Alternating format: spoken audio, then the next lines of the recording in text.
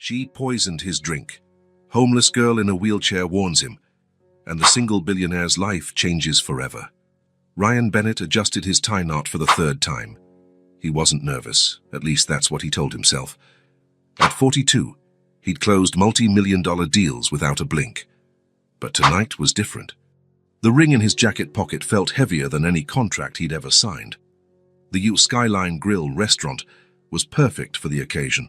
Soft lights, discreet music, a panoramic city view. Ryan had reserved the corner table, away from the hustle.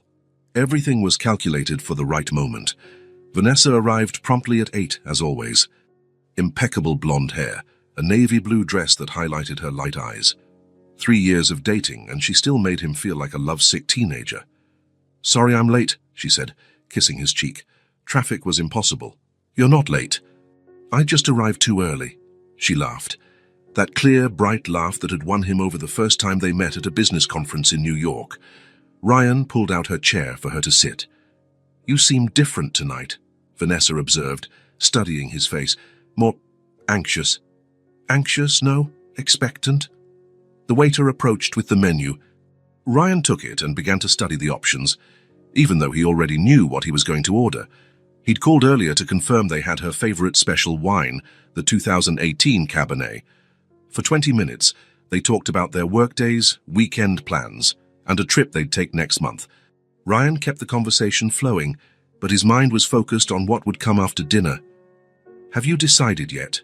Vanessa asked after a while. "Almost," Ryan murmured, looking at the menu again. In truth, he was trying to find the courage for what was next. "How about we order that wine you love, the 2018 Cabernet?" "Perfect. You have an incredible memory for wines." Ryan smiled and called the waiter over. He ordered the red wine for himself, sparkling water for her. Vanessa chose the grilled salmon with asparagus, while he opted for the medium-rare steak with rustic potatoes. While they waited for their drinks, Ryan observed Vanessa. She looked stunning. The blue dress perfectly matched her eyes, and the pearl necklace he'd given her for her birthday shimmered softly under the restaurant lights. Everything seemed perfect. "What are you thinking about?" she asked, noticing his gaze. "You. Us. How we got here." Vanessa smiled, touching his hand across the table. "Our 3 incredible years, and this is just the beginning." The waiter brought the wine and ceremoniously poured 2 glasses. Ryan thanked him and waited for him to move away before continuing the conversation. "Actually," Ryan said, picking up the menu again, "I want tonight to be special. I was thinking about dessert too. How about the tiramisu?" "I love tiramisu," Vanessa replied, but Ryan noticed she seemed slightly tense. He focused on the menu, studying the dessert options with exaggerated care. In truth, he was stalling for time. How should he begin? Should he talk about love first or go straight to the point? His hands were slightly sweaty. Vanessa took advantage of his absorption in the menu. She discreetly glanced around the restaurant, checking if anyone was paying attention to them. Most of the diners were engrossed in their own conversations. Quickly, she opened her purse and pulled out a small paper packet. With a precise movement, she emptied its contents into Ryan's glass. The powder dissolved instantly in the dark wine, leaving no trace. Ryan continued reading about cakes and ice creams, oblivious to everything that had just happened. Outside, a small figure was watching through the window. Emily had spent the entire day searching for food. It was a routine she knew well, waking up early, roaming the city streets, checking dumpsters behind bakeries and restaurants, always hoping to find something still edible. Her old wheelchair creaked as she positioned herself better to see inside the Skyline Grill. It was an elegant restaurant, the kind of place where wealthy people dined. Emily knew these places sometimes threw away good food, leftover bread, fruit that was starting to yellow, desserts no one finished. She always looked through the windows before going around to the back to search the trash bins. Sometimes she saw interesting things. People kissing, families celebrating birthdays, men in suits doing important business. That's when she saw something that made her stop. A man in a dark suit was sitting near the window, focused on what looked like a menu. Across the table, a blonde woman in a blue dress nervously looked around. When she was sure no one was watching, she took something small from her purse and poured it into the man's drink. It was a white powder that disappeared completely in the dark liquid. Emily frowned. That definitely wasn't right. On the streets, she'd learned to recognize when things were wrong. People putting things in other people's drinks was never a good sign.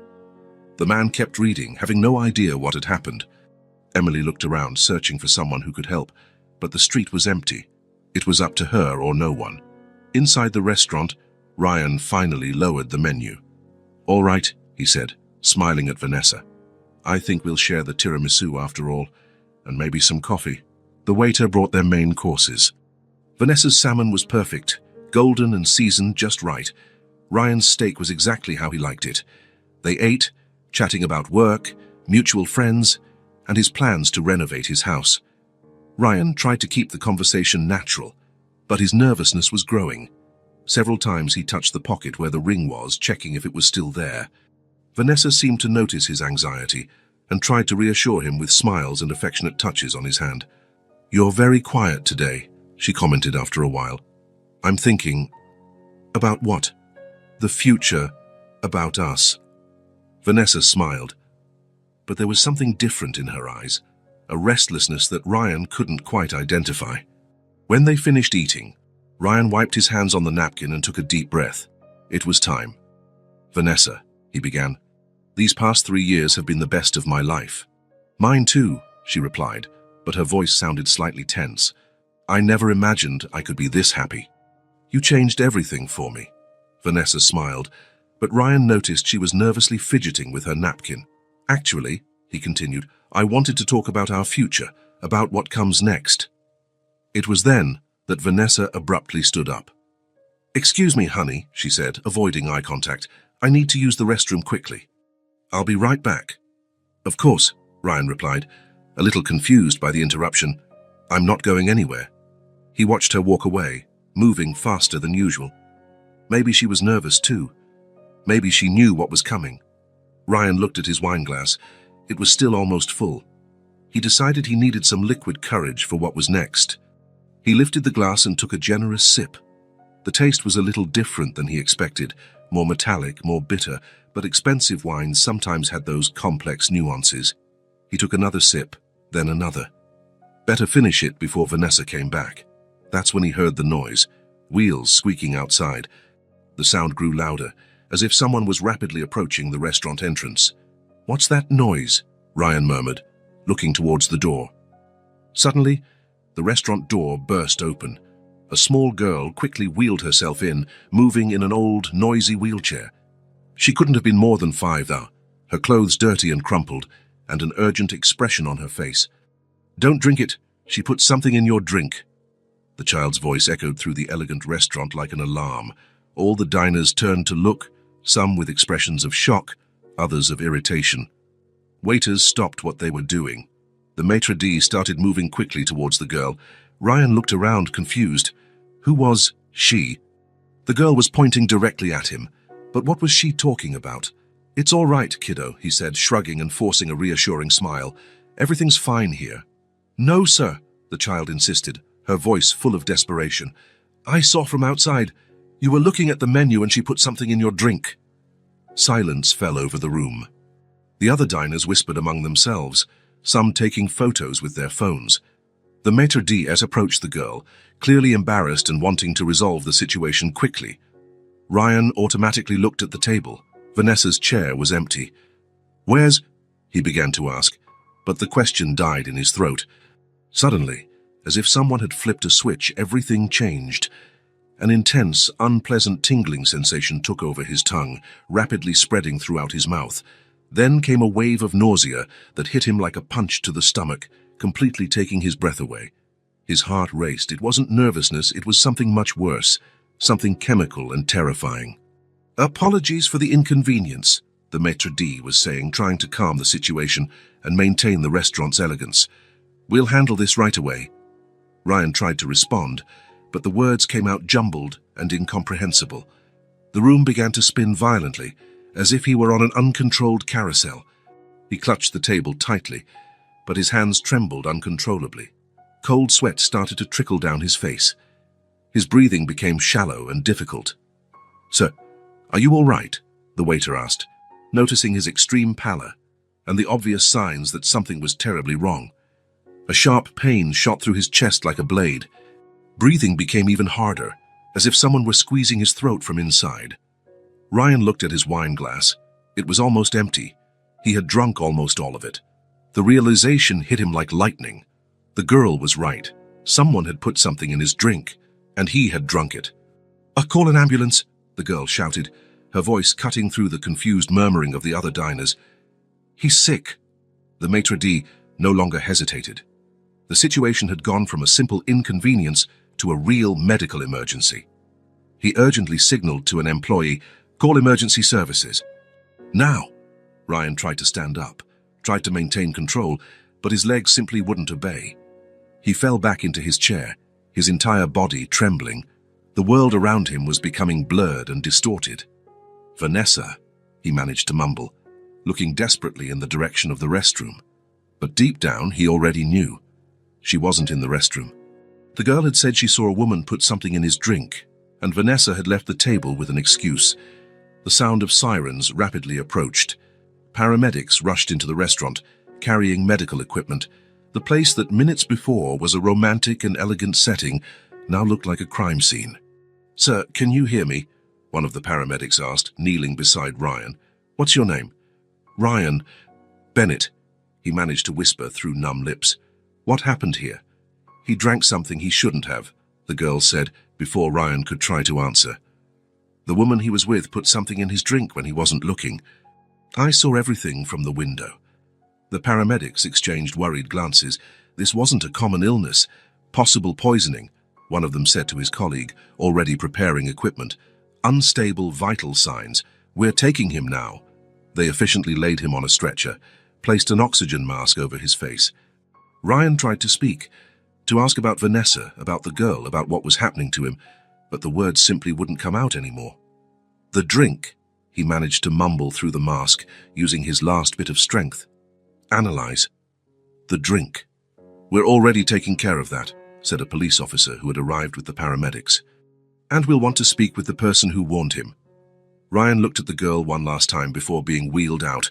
She watched him with genuine concern, her small hands clutching the worn arms of her wheelchair, a child he had never seen before, who had risked everything to save him. "Thank you," he managed to whisper, hoping she understood. She nodded, serious and solemn as an adult. "It's going to be okay," she said. "The doctors will take care of you." As he was carried out of the restaurant, Ryan saw through his blurred vision 2 police officers talking intensely with the maitre d'. One of them held his wine glass in a clear plastic bag. The other was taking notes on a pad, asking rapid questions of the staff.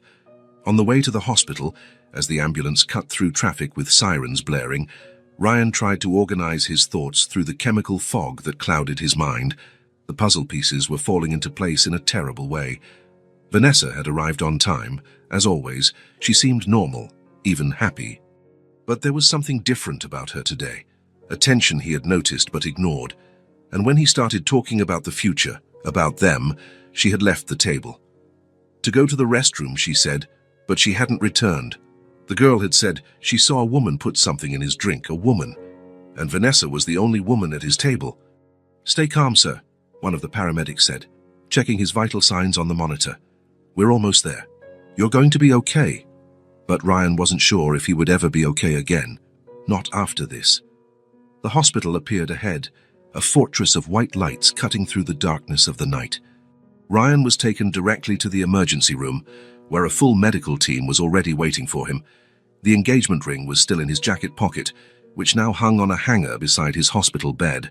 3 years of relationship, of plans, of shared dreams. And it had all crumbled in a matter of minutes, saved only by the desperate shout of an unknown little girl. Ryan closed his eyes as the doctors worked around him, trying to save his life. When morning came, if it came for him, everything would be different. Ryan signed the discharge papers with a hand that was still slightly trembling.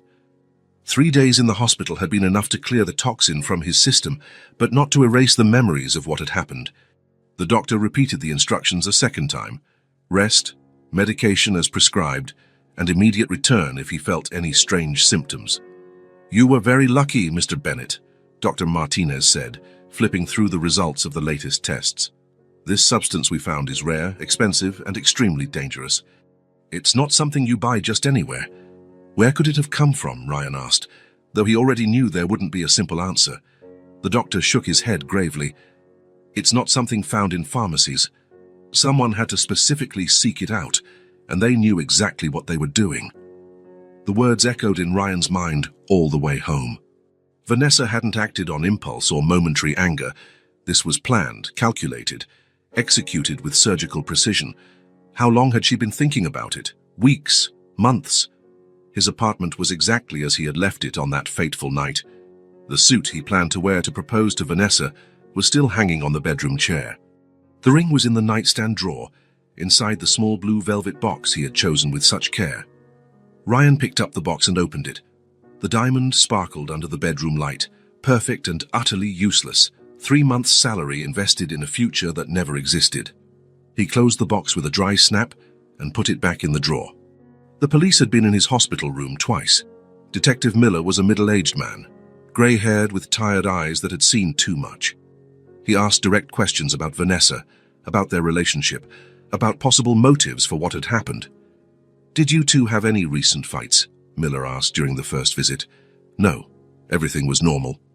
"At least I thought it was financial problems. Did she have access to your accounts?" "No, our finances were completely separate. She had a good job, earned well." "Mutual enemies?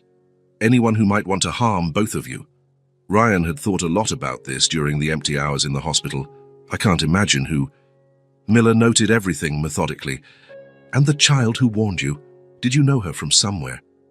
"I'd never seen her before in my life." "Interesting. A 5-year-old girl, alone on the street, who decided to enter an expensive restaurant to warn a stranger. Not something we see every day." "What happened to her?" Ryan asked. "She was taken to a temporary shelter.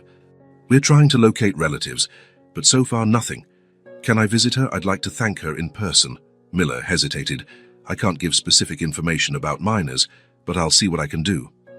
2 days later, Miller called with news that deeply disturbed Ryan. "I'm sorry, Mr. Bennett, but the girl ran away from the shelter on the first night. We're still looking for her." This information bothered him more than he expected. The girl who had saved his life was lost somewhere in the city, alone, unprotected, uncared for. Vanessa, on the other hand, had simply vanished off the face of the earth. Her apartment was completely empty when the police checked, bank accounts closed, cell phone out of service. It was as if she had never existed, as if their 3 years together had been an elaborate illusion. Professional was how Miller described the disappearance. Someone helped her disappear, or she planned this a long time ago. People like that don't just vanish.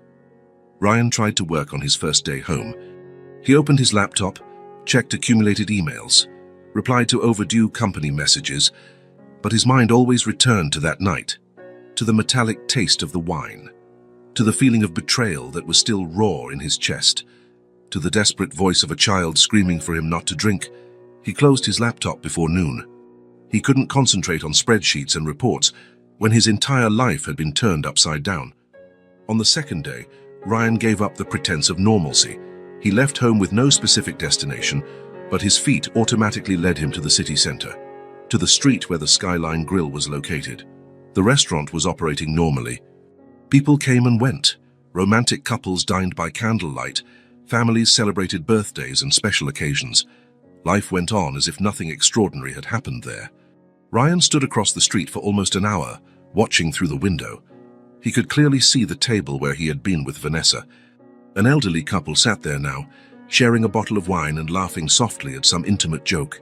They looked happy, trusting each other, secure in their love, like he had been just a few days before. Ryan walked the streets around the restaurant, trying to process what had happened. He observed every corner, every building, every detail he might have missed before. When he returned home late in the afternoon, he realized he felt slightly better. The movement had helped organize his thoughts somehow. He decided he would return the next day. The third day brought a different determination. Ryan returned to the city center with a clearer purpose. This time, he didn't just observe the restaurant from afar. He walked the adjacent streets, explored alleys and passages he hadn't noticed before. He was trying to understand where exactly the girl might have been when she saw Vanessa put something in his drink. The restaurant window faced the main street. but there were several angles from which someone could observe the interior without being noticed. Ryan tried different positions, imagining where a child in a wheelchair could position herself to have a clear view of his table. That's when he noticed the side alley that had gone unnoticed on his other visits. It was narrow, almost hidden between the Skyline Grill and an office building. From there, someone would have a perfect view of the tables near the window, especially if they were looking through the glass. Ryan entered the alley slowly, observing every detail with renewed attention. The ground was uneven stone, dirty with accumulated trash from weeks past. There were dumpsters from various establishments, some torn bags with food scraps scattered on the ground. The smell was a mixture of spoiled food, dampness, and urban neglect. It was exactly the kind of place where someone desperate would search for something to eat. The walls were old bricks, stained by years of rain and neglect. There were some broken bottles scattered about, old waterlogged newspapers stuck to the ground, debris no one cared to clean up. Ryan was about to leave the alley when he saw her. A small figure sat on the ground, leaning against the brick wall at the back of the alley. Her wheelchair was beside her, one of its wheels visibly bent and the seat worn. The girl held a brown teddy bear close to her chest, as if it were the most precious thing in the world. She looked up when she realized someone was approaching. For a moment, there was only mutual recognition and silence. Ryan felt his heart race. It was her, the girl who had saved his life. Then she smiled, a small but genuine smile that lit up her dirty, tired face. "Are you okay?" The question was simple but loaded with meaning. Real concern, genuine care coming from someone who had no reason to care about him. Ryan felt something clench in his chest. "I am," he replied, crouching down to be at her eye level. "Thanks to you." The girl lowered her eyes as if she didn't know how to handle gratitude. Her hair was dirtier than on the night of the restaurant, her clothes crumpled and stained with dirt. "I didn't do anything special." "You saved my life," she shrugged, hugging the teddy bear tighter. "I saw she was doing something wrong. I couldn't let you drink it." Ryan observed the child more closely. There was a fresh scratch on her face, her hands were dirty with earth, and he could see she was thinner than she should be. How many days had it been since she had a decent meal? "What's your name?" he asked softly. "Emily." "Emily. That's a beautiful name. Nice to officially meet you. I'm Ryan." She nodded, as if she already knew. She probably had heard when he said his name to the paramedics that night. "How long have you been on the streets, Emily?" The question made her shrink a little further against the cold wall. "For a while." "Don't you have a home? Family?" Emily shook her head slowly, her eyes filling with a sadness that was too great for a 5-year-old to carry. "I did, with Grandma. But she passed away. I'm so sorry. When did that happen?" "A few months ago, maybe 4. I don't know how to count months right yet." Ryan sat down on the ground beside her, not caring about the dirt or the unpleasant smell. "Do you want to tell me what happened?" Emily hesitated for a long moment, stroking the worn fur of the teddy bear. Then she began to speak, her voice low and hesitant. "Grandma got sick, really sick. She coughed a lot and couldn't get out of bed. Sometimes she had a high fever and said things I didn't understand." She paused, organizing the difficult memories in her mind. "I tried to take care of her. I brought her water, made porridge when there was food in the house. But I didn't know how to make her better." Ryan felt his heart ache, a 5-year-old child trying to care for a seriously ill grandmother alone. One day, she didn't wake up anymore. I stayed with her for a few days, waiting. I thought if I took good care of her, she would get better. But she didn't wake up. Emily stopped again, her eyes welling up with tears that she bravely tried to hold back. "I tried asking the neighbors for help, but they didn't want to know. They said it wasn't their problem, that I had to call someone." "And did you call?" "I didn't know how. Grandma always said not to trust strangers. But after a few days, some people came anyway. Someone must have called." Emily hugged Bruno tighter against her chest. "They took Grandma away. They said she had died and couldn't stay at home. And you. They wanted to take me too. They said it was for my own good, that they were going to put me in a new family. But Grandma always said that if anything happened to her, I had to run away." Emily looked at Ryan with big, haunted eyes. She said there were bad people who took children and did horrible things, that I couldn't trust anyone, only her. So when she died and those people came for me, I ran away. The story was told simply, without unnecessary drama, but each word cut Ryan's heart like a blade. A 5-year-old child, alone in the world, living on the streets because she was afraid to ask for help. How do you get food? I look in restaurant dumpsters. Sometimes people throw away good food. And there's a lady at the bakery on Elm Street who gives me stale bread when there's extra. And where do you sleep? Emily pointed in different directions. Depends on the day. Under the bridge when it's raining hard. In the park when it's warm and the security guards aren't around. Here in the alley when I want to be near restaurants. Ryan looked around the dirty, damp alley. A child sleeping there. A child with a disability. Alone and vulnerable. At the mercy of any ill-intentioned person. Emily, you know you saved me that night, right? She nodded shyly. How you saw what was happening and decided to warn me, even knowing you could get into trouble. I don't like it when people do bad things, she said simply. Grandma taught me that you always have to help when someone's in danger. Your grandma was right about that. You are very brave. Emily shook her head vigorously. No, I'm not. I'm afraid of a lot of things. I'm afraid of strangers, of loud noises, of being alone in the dark. Courage isn't about not being afraid, Emily. Courage is doing the right thing, even when you are afraid. She thought about it for a moment, biting her lower lip. Grandma said something similar. That she was afraid of a lot of things, but she always did what she thought was right for me. Ryan stood up and extended his hand to her. Come with me.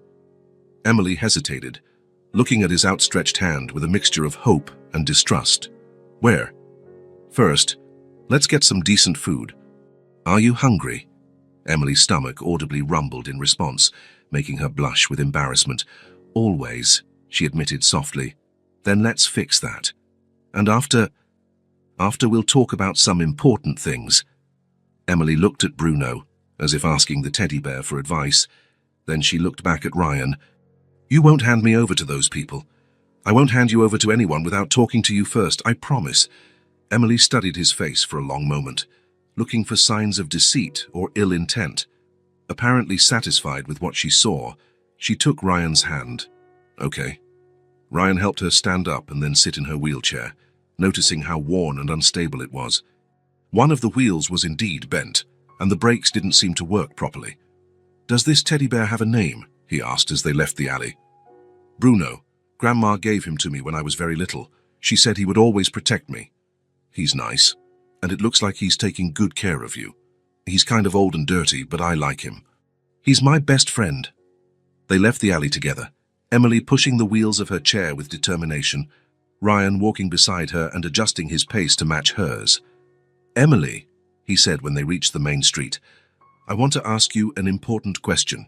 You can ask. Ryan stopped and crouched in front of her again, looking directly into her eyes. You saved my life that night. You gave me a second chance when I didn't even know I needed one. Now I want to do something for you too. Emily watched him with curiosity mixed with caution. Do you trust me? Ryan asked. She thought for a long moment, studying his face with the seriousness of someone much older. I think so, she finally said. Then let me take care of you, at least for today. We can start slowly and see how things go. What do you think? Emily hugged Bruno to her chest. You won't send me away later? No, Emily, I won't.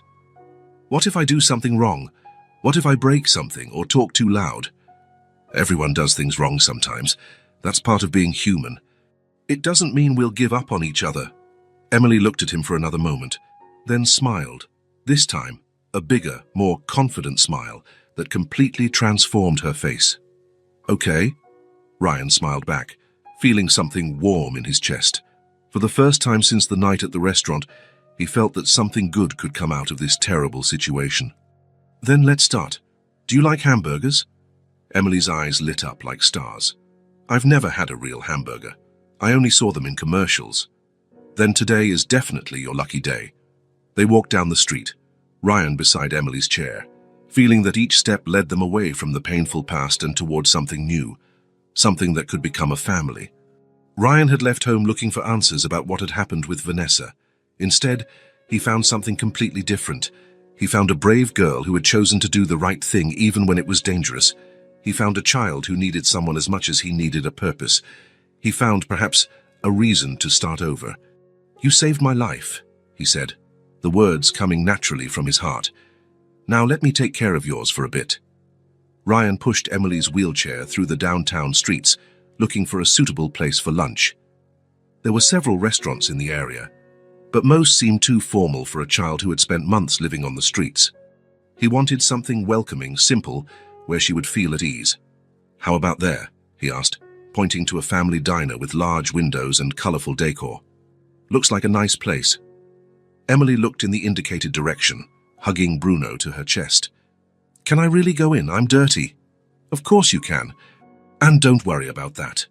The establishment had a relaxed atmosphere, with light wood tables and red upholstered chairs. Some families were quietly having lunch, children chatting animatedly with their parents. The smell of home-cooked food hung in the air. Ryan chose a table in the corner, away from the traffic. Emily looked around with wide eyes, as if she were in a completely new world. "I've never eaten in a place like this," she murmured. "What do you mean? With a real table? Nice napkins? Things like that?" Ryan felt his heart clench. "Where did you eat before with your grandma?" "In our kitchen at home, on a small table.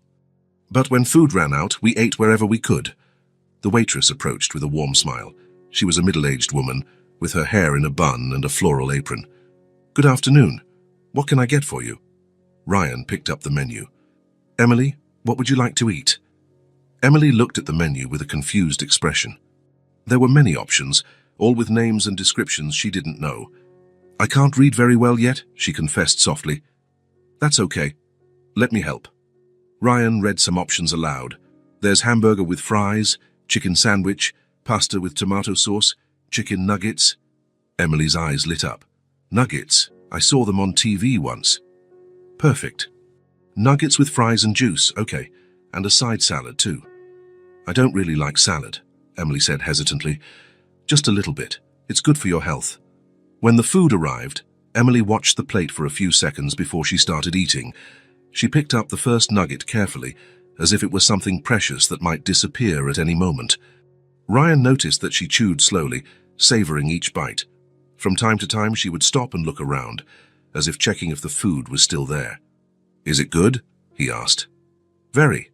Emily smiled, but continued eating with the same caution. "It's different from anything I've ever eaten." Ryan noticed she didn't waste anything. She ate all the nuggets, all the fries, and even tried a few salad leaves without complaining. When she finished, she looked at the empty plate with an almost melancholic expression. "It's gone," she said simply. "Do you want anything else? Dessert, maybe?" Emily shook her head quickly. "No need, I've already eaten too much." "Too much? You barely ate. Grandma always said you had to save room for the next meal. You never knew when you'd have food again." Ryan understood. Emily had developed survival habits. Even with abundant food in front of her, she still economized, still feared that it might run out later. "Emily, now you don't need to worry about that. You'll have food whenever you want." She looked at him with a mixture of hope and disbelief. "Promise." "I promise." After lunch, Ryan took her to the nearest shopping mall. Emily had never been in a place like that. Her eyes scanned the illuminated storefronts, people walking back and forth, the sounds and smells mingling in an urban symphony. "That's so big," she said, impressed. "It is, but let's take it slow. We need to buy some things for you." The first stop was a children's clothing store. Ryan had never bought clothes for a child and felt completely lost among the colorful racks and confusing sizes. "What size do you wear?" he asked Emily. "I don't know. Grandma always bought them." A saleswoman approached, noticing their hesitation. "Can I help you?" "We need clothes for her," Ryan explained. "Some basic pieces." The saleswoman looked at Emily professionally, quickly assessing her size. "She should wear a 5 or 6T. Shall we try some things on?" Emily was fascinated by the number of options. There were dresses of all colors, small jeans, blouses with cartoon characters she recognized from television. "Can I choose?" she asked shyly. "Of course. Choose whatever you like best." Emily spent several minutes observing each item. Finally, she chose 3 simple but pretty outfits: jeans with colorful blouses, a light blue dress, and some undergarments. Ryan added cute pajamas with teddy bear prints, which made Emily smile as she thought of Bruno. In the shoe section, Emily tried on sneakers for the first time in her life. She had only worn old, worn-out shoes that had belonged to her grandmother. "How do they feel?" Ryan asked. Emily took a few experimental steps, still sitting in her chair. They're so soft. They feel like clouds on my feet. They chose 2 pairs, pink sneakers for everyday wear and a more durable pair for playing. The next stop was the backpack and accessories section. Emily chose a small, pink backpack with purple accents. Ryan added hygiene items, a child's toothbrush, strawberry-flavored toothpaste, mild shampoo, liquid soap. And now, Ryan said, let's choose something special. They went to the toy section. Emily had never seen so many toys together. There were dolls of all kinds, games, puzzles, colorful books. You can choose a doll, Ryan said. Emily slowly walked through the section, observing each option. Some dolls were very elaborate, with long hair and elegant dresses. Others were simpler but still beautiful. Finally, she stopped in front of a doll with brown hair and a simple dress, who held a small teddy bear. This one, she said decisively. Why this one? She has a teddy bear too. That way she'll understand, Bruno. Ryan smiled. Even when choosing something for herself, Emily thought of not leaving Bruno out. At the checkout, while Ryan paid for the purchases, Emily watched all the bags pile up. There were many. Clothes, shoes, hygiene products, the new doll, more things than she had owned in her entire life. Is it all mine? She asked when they left the store. All yours.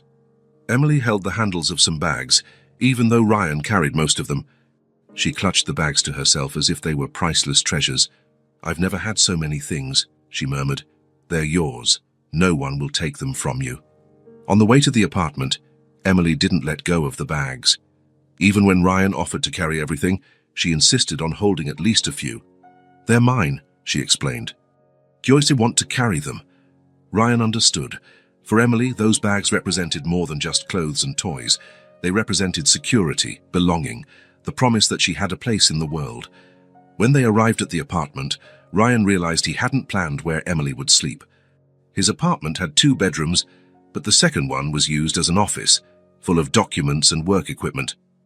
Let's see what we can do, he said, looking around. Emily followed him, observing each room with curiosity.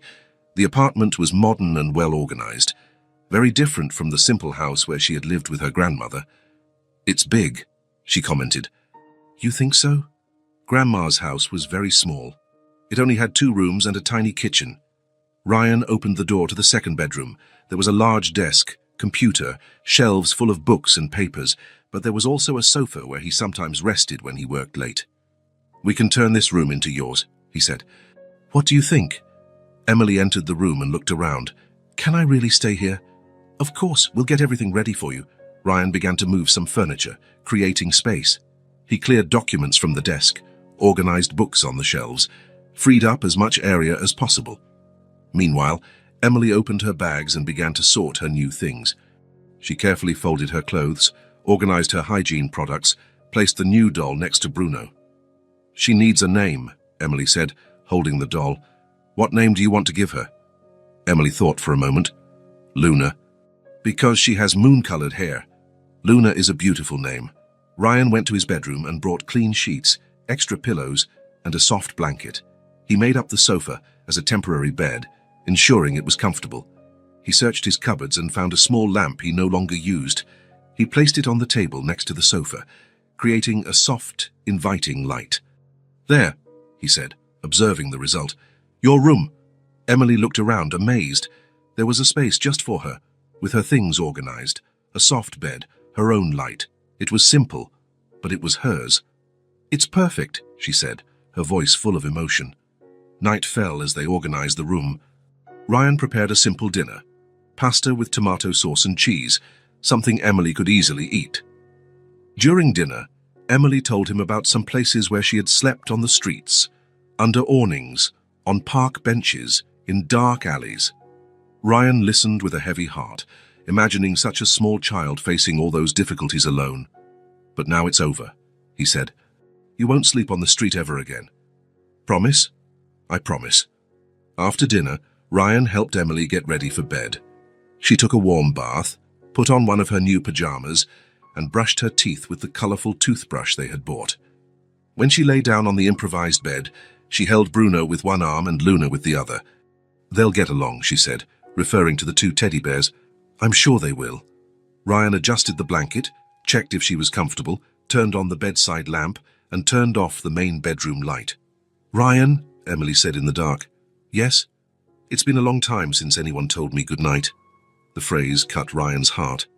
A 5-year-old child who had gone months without anyone to wish her good night, without anyone to worry if she was safe and warm. He approached the bed and knelt beside it. Good night, Emily, he said softly. You're home now. Emily smiled in the dark, clutching Bruno and Luna to her. Good night, Ryan. Thank you for everything. Ryan left the room, leaving the door ajar, in case she needed anything during the night. In the hallway, he paused for a moment to process what had happened. In just a few hours, his life had completely changed. He had left home that morning looking for answers about Vanessa. Instead, he found Emily, a brave girl who needed a home as much as he needed a purpose. He looked at the ajar door of the room where Emily slept. For the first time in days, he felt he was doing something right, something that truly mattered. For the first time since the night at the restaurant, Ryan went to sleep with a peaceful heart. Ryan woke up earlier than usual, around 6 in the morning. The apartment was silent, but there was something different in the air. A new presence, a responsibility he hadn't had since living alone. Emily was sleeping in the next room, and for the first time in weeks, he had a concrete reason to get out of bed. He walked through the kitchen, trying not to make noise, thinking about what to prepare for breakfast. His refrigerator was typical of a bachelor. Some leftovers, eggs, milk, fruits. He'd bought more out of obligation than a real desire to eat. But now he had Emily to feed. He decided to make pancakes. He'd seen the recipe online a few times. It seemed simple enough. He mixed flour, eggs, milk, and a pinch of sugar, trying to remember the correct proportions. The batter turned out a little thick, but it would do. While the first pancake browned on the griddle, Ryan cut fresh fruit, strawberries, bananas, some grapes. He squeezed oranges to make fresh juice. He wanted Emily's first morning in his home to be special. It's good morning. The soft voice came from the kitchen doorway. Emily was standing there, still in her pajamas, clutching Bruno to her chest. Her hair was messy from sleep, but she looked rested. Good morning, Emily. Did you sleep well? Very well. The bed is soft. She observed the kitchen, the smell of pancakes in the air. Are you cooking? Trying to. I hope you like pancakes. Emily approached the table, where Ryan had placed the plates and glasses. I've never had a real pancake, only saw them on TV. Then today is a day to try new things. Ryan served the still warm pancakes, drizzled honey over them, and placed the fruit on the side. The orange juice was fresh, and he had prepared milk in case she wanted it. Emily climbed onto the chair and watched the plate with admiration. It looks like movie food. You can eat. It's warm. She cut a small piece of pancake and tasted it. Her eyes immediately lit up. It's sweet and soft. Did you like it? Very much. Emily ate with more enthusiasm than the day before, but still carefully. Grandma tried to make pancakes sometimes, but they never turned out like this. Ryan sat on the other side of the table with his own plate. Tell me more about yourself, Emily. What do you like? Emily thought as she chewed. I like to draw. Grandma always saved paper for me. Sometimes I drew on the wall when I didn't have paper. What kind of things do you draw? Houses. I always draw houses. Big houses. With gardens, with many windows. She paused, as if remembering something sad. Grandma used to say we'd live in a house like that someday. Ryan felt his heart clench. And what else do you like? Rain. I like when it rains because the sound is pretty, and the street smells nice. And what don't you like? Emily made a face. Plain milk. It's too white and tastes like nothing, and loud noises, like trucks and people yelling. Ryan offered milk to go with the pancakes, but Emily shook her head quickly. Just the juice, please. No problem. They ate in comfortable silence. Emily tried all the fruits, commenting on each one. The strawberries were sweet. The grapes were too small. The bananas were perfect to mix with the pancake. Ryan, she said after a while, can I ask you something? Of course. Why are you doing this? Taking care of me. The question caught Ryan off guard. He stopped eating and looked at Emily, trying to find the right words. Because you saved me, and because I think everyone deserves to have someone who cares. But you didn't even know me. Sometimes the best things happen with people we don't know. Emily nodded, as if she understood the logic perfectly. After breakfast, while Emily played in the living room with Luna and Bruno, Ryan took the opportunity to observe her more closely.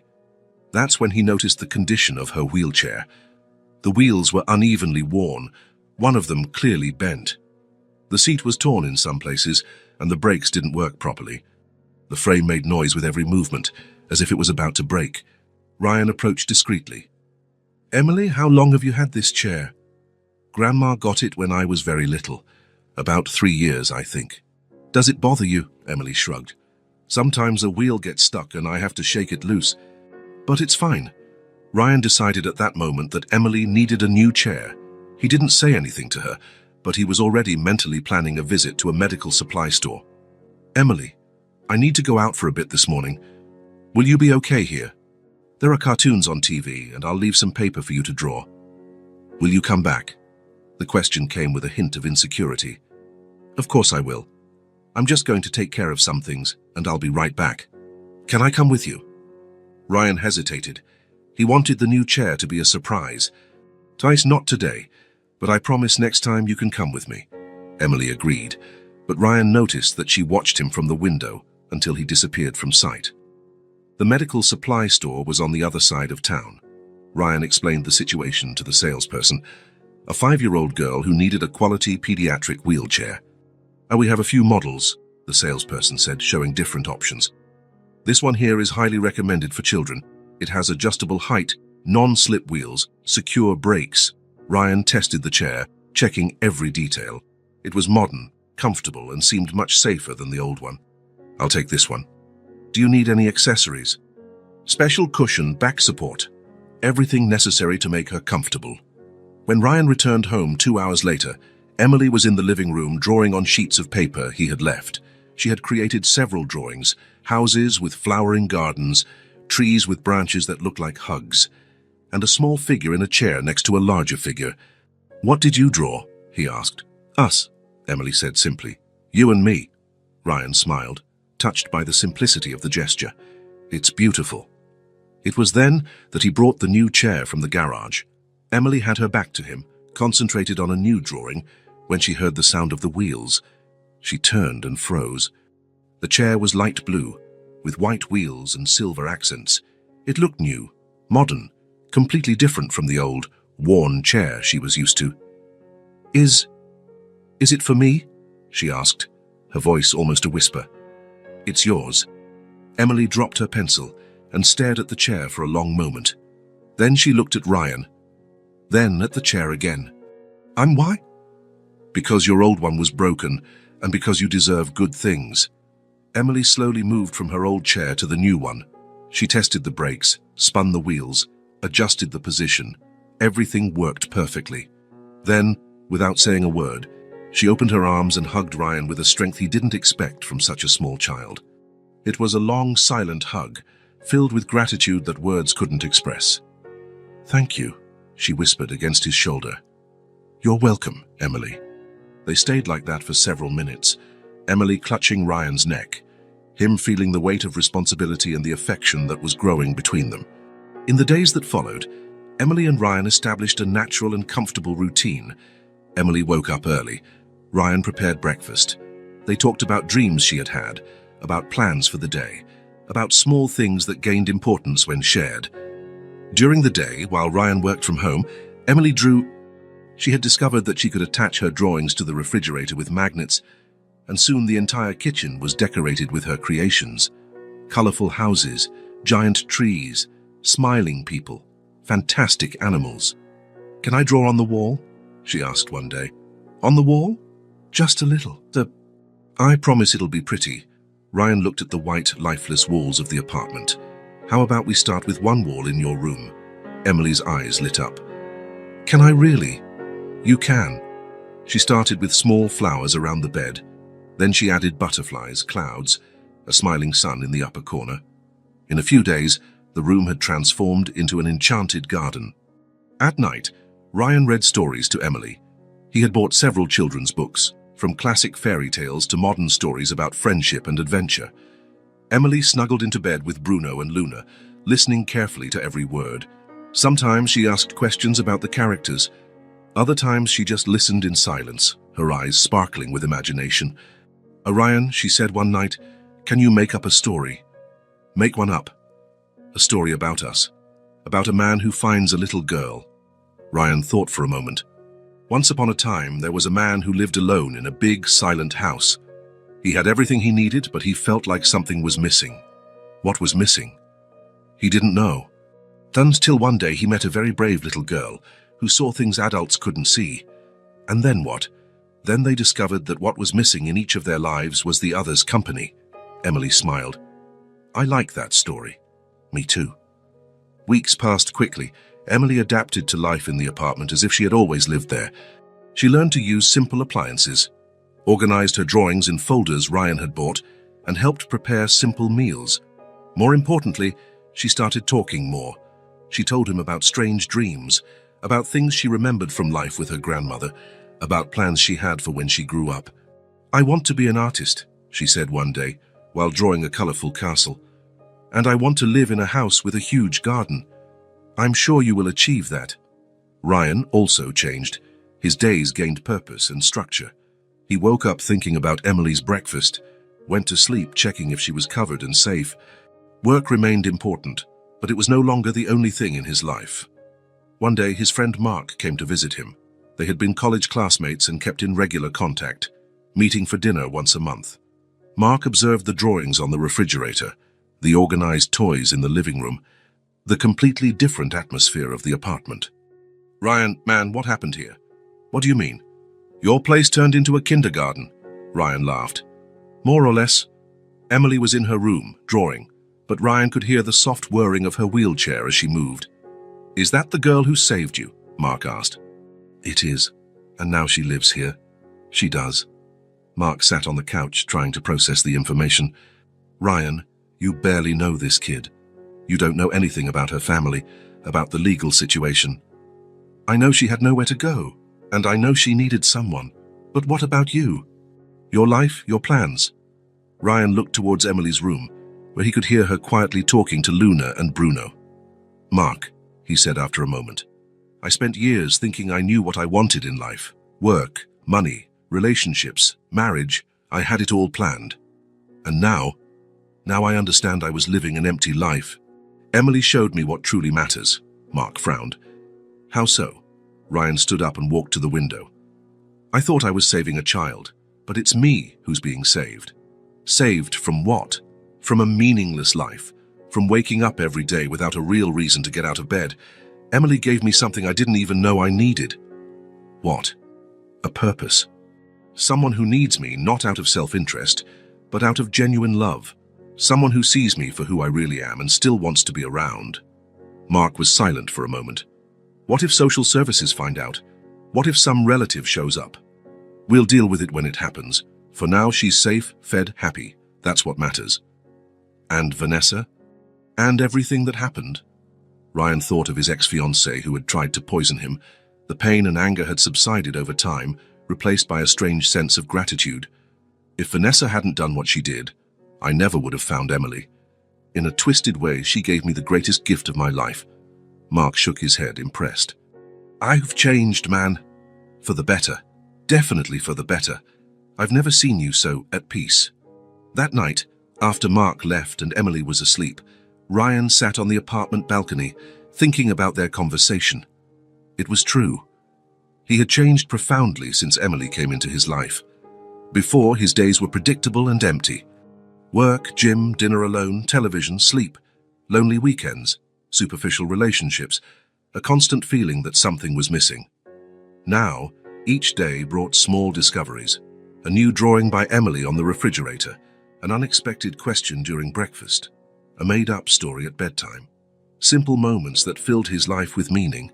Ryan went into the apartment and glanced into Emily's room. She was sleeping soundly. Bruno and Luna snuggled beside her. The bedside lamp cast a soft glow on the walls, decorated with her drawings. For the first time in a long time, Ryan felt complete. He felt at home. He felt saved. Ryan watched Emily draw at the kitchen table, concentrating on creating another one of her colorful houses. She had been living with him for 3 weeks, and their routine had become natural and comforting. Breakfast together, stories at night, drawings scattered throughout the house. But there was something that still bothered him, an unresolved issue that weighed on his mind every night before bed. Vanessa. Why had she done that? What had transformed him, in her eyes, into someone who deserved to die? The question haunted him not out of anger or a desire for revenge, but from a deep need to understand, to close that dark chapter of his life once and for all. "Emily," he said, setting down his coffee cup, "I need to travel tomorrow. Just for one day." She looked up from her drawing, a green pencil still in her hand. "Where to?" "To resolve something important from the past. Can you stay with Mrs. Evans downstairs? She said she'd love to get to know you better." Emily nodded, but Ryan immediately noticed the worry that flashed in her eyes. "Will you come back?" "I always come back, Emily, I promise." "What if something bad happens?" Ryan knelt beside her chair. "So nothing bad will happen. It's just a conversation I need to have. A conversation that will help me find peace." The next morning, Ryan called the private investigator he had hired a week earlier. Robert Davis was an experienced man, a former police officer, recommended by a lawyer Ryan knew from the business world. "I found her," Davis said over the phone, his voice deep and professional. "Vanessa Santos is living in Portland, about a 3-hour drive from here, small apartment downtown, works part-time at a coffee shop, very low-key life. Are you absolutely sure it's her?" "Without a shadow of a doubt. I sent the photos you asked for by email. I can accompany you if you want." "No, thank you.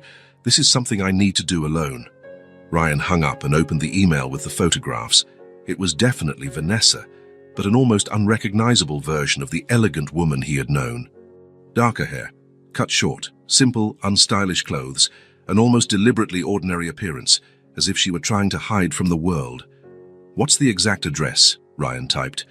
247 Oak Street, apartment 3B. "Ryan, are you sure you want to do this? This woman tried to kill you. It could be dangerous." "I'm sure, and it's not dangerous. I just need answers." The drive to Portland seemed longer than it actually was. Ryan drove in silence, watching the landscape gradually change from suburban to rural and then urban again. Throughout the journey, he mentally rehearsed what he would say, how he would react, what questions were truly important. He didn't want confrontation or unnecessary drama. He didn't want to yell or accuse. He just wanted to understand what had transformed 3 years of seemingly happy relationship into an attempted murder. Oak Street was in a modest neighborhood in Portland, with old but well-maintained buildings, mature trees on the sidewalks, and a quiet working-class atmosphere. Number 247 was a 3-story building, with faded paint but a solid structure. The kind of place where people live simple, discreet lives. Ryan parked across the street and observed the building for a few minutes. He didn't know if Vanessa was home, if she would recognize him immediately, if she would try to flee out the back door as she had at the restaurant. He took a deep breath, crossed the street and entered the building. The hallway smelled of cleaning products and was dimly lit. He went up to the 3rd floor, his steps echoing on the wooden stairs. He stopped in front of apartment 3B and stood there for almost a minute, listening to the normal sounds of a residential building. Televisions on muffled conversations, the distant clatter of someone cooking. Finally, he knocked on the door. Slow footsteps approached from the other side. A hesitant and clearly nervous voice asked, "Who is it?" "Ryan." The silence that followed lasted almost a full minute. Ryan could imagine Vanessa on the other side of the door, paralyzed, deciding whether to flee or face the situation. Then, the sound of several locks being undone. The door opened just a few inches, held by a security chain. Vanessa appeared in the crack, and her eyes widened when she saw him. Even expecting this moment, she seemed genuinely shocked. "How did you find me? Does it really matter now?" She stood still, clearly conflicted between slamming the door in his face and facing a conversation she probably knew was inevitable. "What do you want?" "To talk. 5 minutes. Then I'll leave and you'll never see me again. I'll scream. I'll call the police. I'm not going to hurt you, Vanessa. You know that. I just want to understand why you did what you did." She watched him through the crack for a long moment, studying his expression, looking for signs of anger or violence. Apparently satisfied with what she saw, she closed the door, removed the chain, and opened it completely. The apartment was small and Spartan. Basic, cheap furniture, undecorated walls, a sense of temporariness, as if she were ready to pack up and disappear again at any moment. Vanessa was visibly different from the woman he had known. Thinner, dull hair, simple and clearly worn clothes, but her eyes were the same. Still beautiful, still expressive, but now filled with something Ryan couldn't quite identify. Guilt. Fear, regret. "Sit," she said, pointing to an old wooden chair. Ryan sat down, watching her settle onto the small sofa across the room. They remained in silence for a few seconds, both clearly uncomfortable, but knowing the conversation was necessary. "How are you?" she finally asked, her voice almost a whisper. "Alive." "No thanks to you." Vanessa lowered her eyes, her hands clasped in her lap. "I know." "Why, Vanessa? 3 years together. 3 years that felt real, happy. I was going to propose to you that night. Why did you try to kill me?" She took a long time to answer, as if she was organizing thoughts and memories she had carried for months, maybe years. "Do you remember Martin Harris?" she asked, finally looking up. Ryan frowned. The name was vaguely familiar, like something he had heard a long time ago. "Martin Harris, the financial manager I fired about 4 years ago." "My father." The revelation hit Ryan like a punch to the gut. He felt the blood drain from his face. He had no idea of the family connection. "Your father, Vanessa. Why did you never tell me?" "Martin Harris was my father. You fired him without notice, without adequate explanation, after 15 years of loyal service to your company." Ryan tried to remember the specific details of the case. Martin Harris had been caught diverting funds from client accounts. They weren't huge amounts, but it was a serious crime that, by company policy, required immediate dismissal and possible criminal prosecution. "Vanessa, your father was stealing from the company. There was no choice." "Stealing?" she laughed, but it was a bitter, joyless laugh. "He was borrowing. He was going to return every penny as soon as he could sort things out." Borrowing, Vanessa. He forged documents, created phantom accounts, moved money without authorization. "My mother was dying of cancer." Her voice rose for the first time. The company's health plan didn't cover the experimental treatment she needed. He was desperate, trying to save the life of the woman he had loved for 25 years. Ryan felt the weight of the revelation like a stone in his chest. "I didn't know about your mother. Nobody told me about his family situation." "Of course you didn't. You didn't even ask. You didn't want to hear explanations. You simply fired him, said you would sue him for embezzlement, and completely destroyed his reputation in the market." Vanessa stood up and walked to the small window that overlooked the street. "After you fired him and spread the word about what he had done, no one else wanted to hire him. 15 years of impeccable career ended overnight. He became a pariah in the financial market. And then what happened? Then he started to get sick. Deep depression, high blood pressure, heart problems caused by stress. My mother died 6 months later because we couldn't afford the treatment that might have saved her. My father died a year later. A massive heart attack at 52. Ryan remained silent, processing all the information, trying to reconcile the version of events he knew with this new perspective. "My entire family crumbled because of your decisions," Vanessa continued, still with her back to him. "We lost our house, our cars, our life savings. I had to drop out of college in my final year, work any job I could find to pay the hospital bills and then the funerals. Why did you never tell me this? Why didn't you come to me to explain the situation?" Vanessa turned to him, and Ryan saw that her eyes were shining with contained tears and repressed anger. "Come to you. You, the man who destroyed my family. I spent 2 whole years planning how to get revenge on you, how to make you feel the same pain we felt. And the solution was to pretend to love me. At first, yes, I researched your life, your habits, your tastes. I carefully planned how to enter your life. I entered your life to take from you exactly what you took from us. Money, security, future, peace. But 3 years, Vanessa. 3 whole years pretending to love someone you hated." She sat back down, visibly calmer now, as if telling the story had lifted a burden. "It wasn't all pretense, Ryan. I genuinely developed feelings for you. Real feelings. That made everything much more complicated and painful. Then why did you decide to kill me? Because that night at the restaurant, when you were about to propose to me, I realized I couldn't keep pretending to be someone I wasn't. And I also realized I could never truly forgive you for what you did to my family. Ryan looked at her, at the woman he had genuinely loved, who had betrayed his trust in the cruelest and most dangerous way possible. Vanessa, your father committed a crime. I understand his desperation, the impossible situation, but he broke the law and violated the company's trust. And you didn't have an ounce of compassion.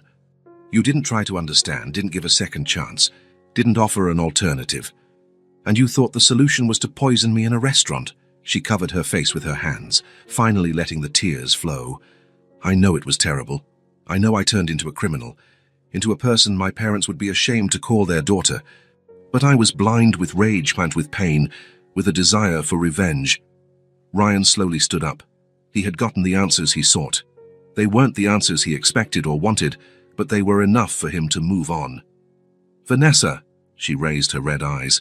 I won't report you to the police. She looked at him with genuine surprise. Why? After everything I did. Because it won't bring your parents back. Because my life has moved on in a way I never imagined. And because... Ryan hesitated, organizing his thoughts. Because if you hadn't done what you did that night, I never would have found Emily. Emily? The girl who saved me at the restaurant. She changed my life in a way you never could, even when you were genuinely trying to love me. Ryan walked towards the door. But I sincerely hope I never see you in my life again. Ryan, wait. He stopped at the door but didn't turn around. I'm so sorry. For everything. I know it doesn't change anything, but I really am sorry. I'm also sorry about your family, Vanessa. I'm sorry things ended this way. Ryan left the apartment and closed the door behind him. He walked down the stairs slowly, processing the entire conversation, trying to organize his feelings. In the car, he sat for a few minutes before starting the engine. The anger he expected to feel wasn't there. Neither was the feeling of victory or justice.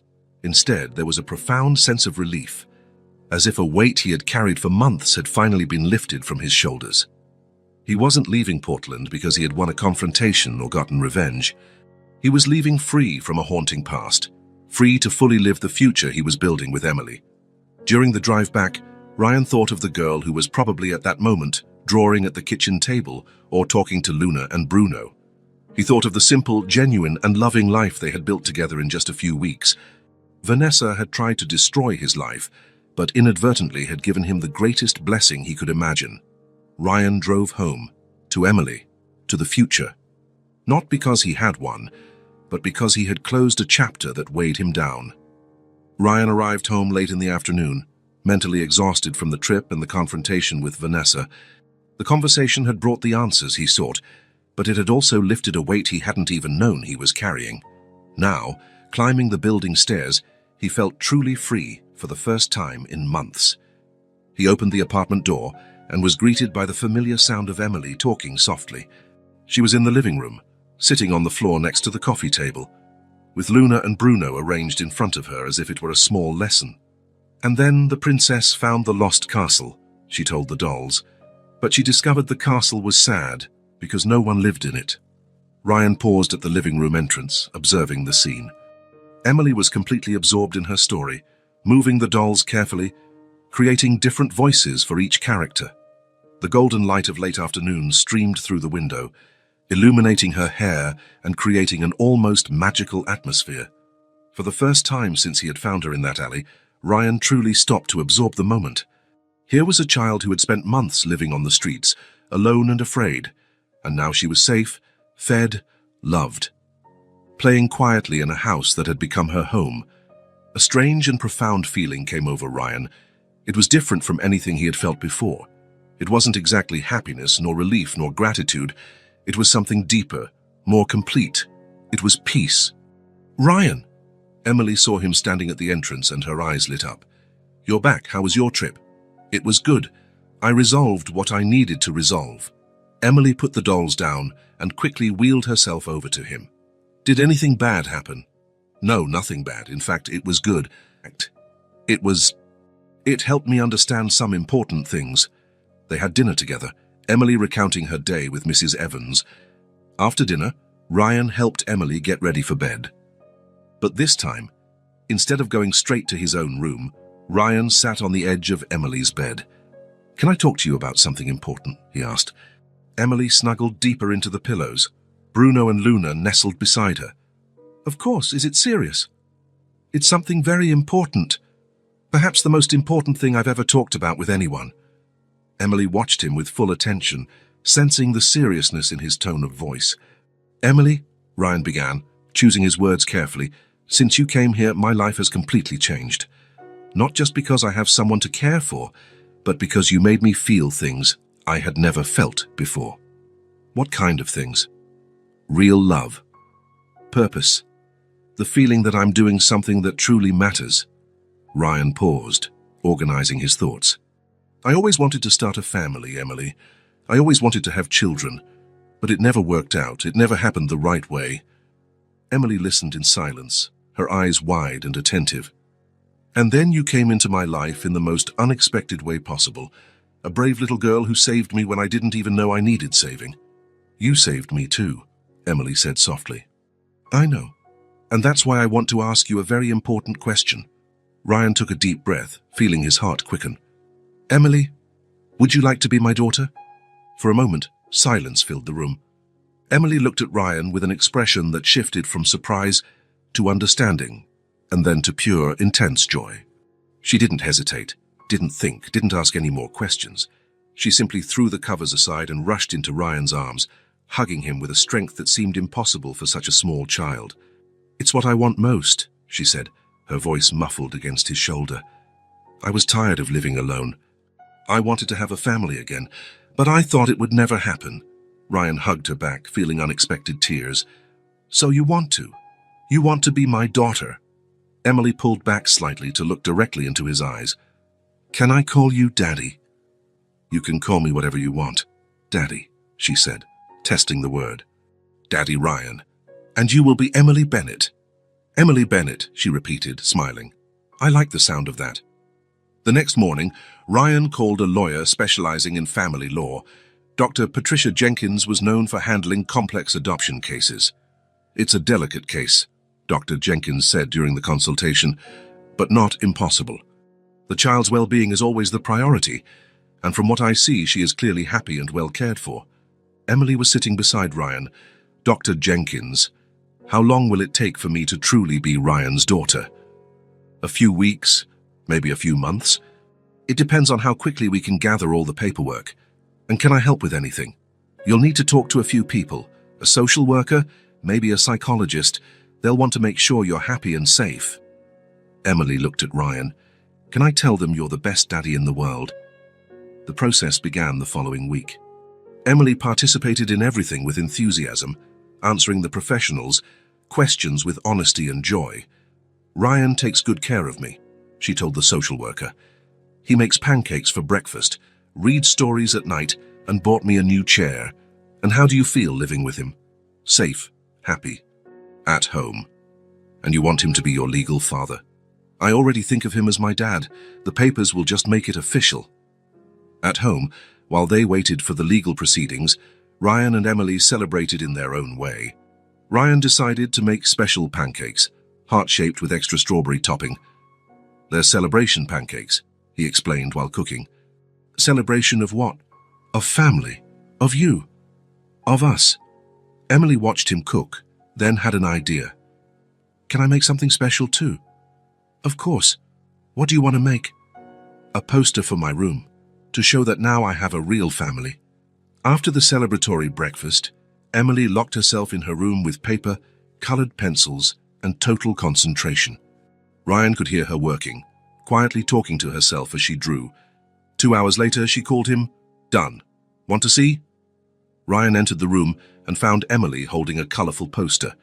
In the center, in large, carefully drawn letters, it read, "Now I'm a real daughter." Below it was a drawing of 2 figures, one tall and one small in a wheelchair, holding hands in front of a house with a blooming garden. "It's beautiful, Emily." "Can I hang it on the wall?" "Of course." "It's your room, your home." They hung the poster on the wall next to the bed, right where Emily could see it every morning when she woke up and every night before she went to sleep. The months that followed were filled with adaptation and growth. The adoption process moved slowly, with paperwork, interviews, and regular visits. Emily faced everything with courage, always eager to answer yes. She wanted Ryan to be her father forever. Their routine settled naturally. Ryan adjusted his work to be more present, and Emily developed rapidly, gaining weight, learning new words, and creating increasingly elaborate drawings. One sunny Saturday morning, Ryan decided it was time for a special adventure. "Emily, how about we go to the park today?" Her eyes lit up. "The big park with the playground and the huge trees." "That's the one. We can have a picnic." Emily clapped her hands with joy.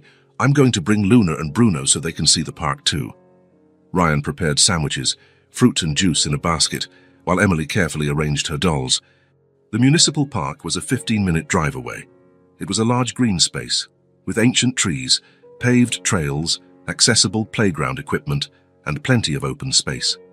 "It's gigantic," Emily exclaimed when they got out of the car, "and it's all ours to explore." Ryan pushed her chair along the paved paths, stopping at different points so she could get a better look. Emily moved joyfully in her new chair, pointing at everything. Colorful birds, flowers she didn't know, families picnicking, children playing. "Look at those ducks," she shouted, pointing to a small pond. "Can I get closer?" Of course. They approached the edge of the pond. Emily watched the ducks with fascination, darting her eyes from one animal to another, quietly talking to Luna and Bruno about everything she saw. "That's the daddy duck," she explained to the dolls, "and that's the mommy duck, and those little ones are the ducklings." They found a perfect spot for the picnic, a grassy area under a large tree with natural shade and a clear view of the playground. Ryan spread a blanket on the ground and arranged the food. Emily ate with appetite, but couldn't stop looking around. Everything was new and fascinating.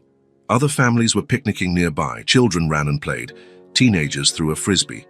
"Is this what families do?" she asked. "What do you mean?" "These things, picnics, going to the park, staying together. It's one of the things families do, yes. I like it. I want to do this always." After the picnic, Ryan took her to the playground. The equipment was adapted for children with different needs, including some options Emily could use even in her wheelchair. She had fun on a special seesaw, on an adapted swing, and especially watching other children play. Ryan stayed close but gave her space to explore. At one point, Ryan walked a few feet away to throw the picnic trash into a bin. His back was turned, organizing the basket, when he heard a voice that made his heart stop. "Daddy, wait for me!" Ryan froze. Slowly, he turned around. Emily was a few feet away, moving quickly in her wheelchair towards him. Her eyes shone with joy, a huge smile on her face. She had called him Daddy. Naturally, without thinking, as if it were the most natural thing in the world, Ryan felt something stir in his chest. The smile that started restrained quickly turned into visible emotion. Tears he hadn't expected blurred his vision. He opened his arms. Emily reached him with the speed her chair allowed and threw herself into his arms. Ryan hugged her tightly, feeling that something fundamental had been completed at that moment. "You called me Daddy," he said, his voice choked. "That's what you are," Emily replied simply. "My daddy." They stood there, embracing in the middle of the park. Two people who had met under the most improbable circumstances and who now formed something new and perfect. Family. Not a family created by blood or marriage or social convention. A family created by choice, by love, by a mutual need for belonging. A family forged at the moment a brave little girl shouted to a stranger not to drink, and solidified the moment that same man realized that saving that child was in fact saving himself. Ryan looked at Emily, still in his arms, and saw not just the girl who had saved his life, but his daughter, his family, his future. Emily looked at him and saw not just the man who had taken her off the streets, but her father, her safety, her home, family. At last, if this story touched your heart, subscribe to the channel and turn on notifications so you don't miss the next ones. Leave a like because it helps this story get recommended to more people. See you in the next story.